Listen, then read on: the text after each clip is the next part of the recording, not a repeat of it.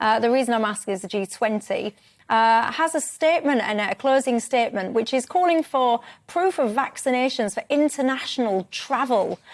Toby Young, I'm going to pick up with you on this. One of the things that concerned me, and I'll give it as a direct quote, was the comment, let's have a digital health certificate acknowledged by the World Health Organization. If you've been vaccinated or tested properly, then you can move around. Sorry? Yeah, the implication is that if you don't have your electronic vaccine certificate on your mobile phone, then you won't be able to leave your home. I mean, it's very sinister. I mean, we should say that this isn't going to be introduced, in the next few weeks. This is an expression of supposedly good intentions by the G20. Direction of travel. Direction of travel. So what they want is the World Health Organization, next time it meets, to incorporate this new regulation and its international health regulations, which are binding in international law. So it's a very sinister development and something we should robustly resist. What do you think, Switcher? I think it's not something that we should resist. This goes back to 2005, when the World Health Organization had an agreement about notifiable and transmissible diseases. And some people will remember carrying, I think they were yellow cards that you used to have in your passport to show that you've been vaccinated against tetanus and rabies and various other things, depending on which country you were going to. So we all do that if we want to travel.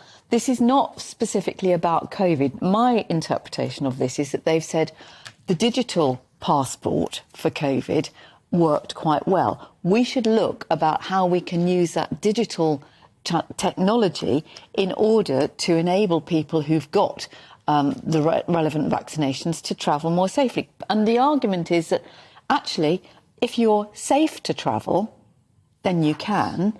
But who decides who's safe to travel? Well, because you know what the notifiable diseases are. They're set out by the World Health Organization. Yeah, but if you use COVID, for example, as just one example, who will determine what? So if I've had a vaccine, who determines, oh, she's all right, she's had a vaccine. Oh, no, now she's only had one, she should have had two. No, she should have had three. One of them was 3 weeks too long ago. You know, if you come back from somewhere or you suddenly pick up TB, it is a notifiable disease. So it has to be notified to the local authority.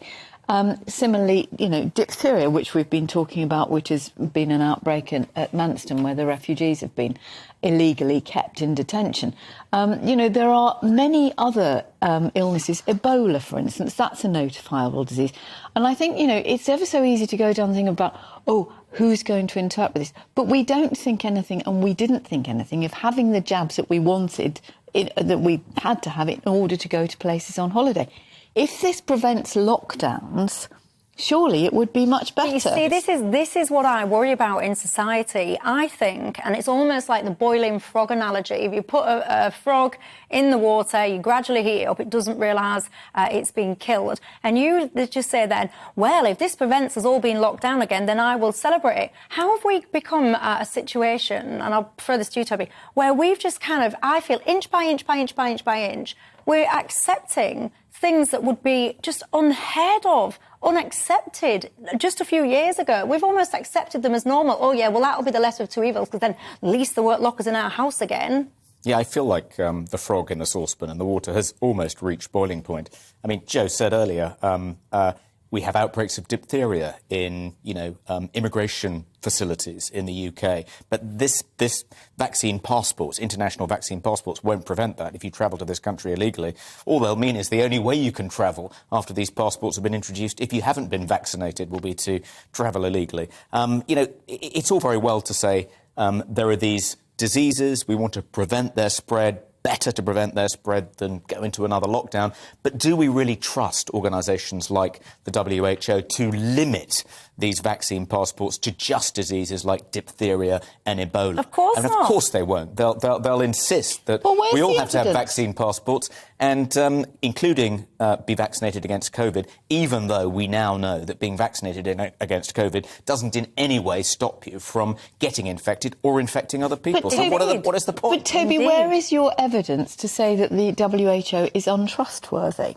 Well, the advice they gave during the pandemic, which, first of all, they said that the outbreak of COVID-19 in China was nothing to worry about, and then they announced that it was an emergency. First they said we shouldn't worry about wearing masks because they were worried about masks running out, and then they said, oh no, we've changed our minds, you have to wear masks. It feels like, and also the WHO refuses to recognise the existence of Taiwan for fear of alienating its Chinese paymasters in the Chinese Communist Party. I mean, it's not an organisation I trust to protect our freedoms, quite frankly.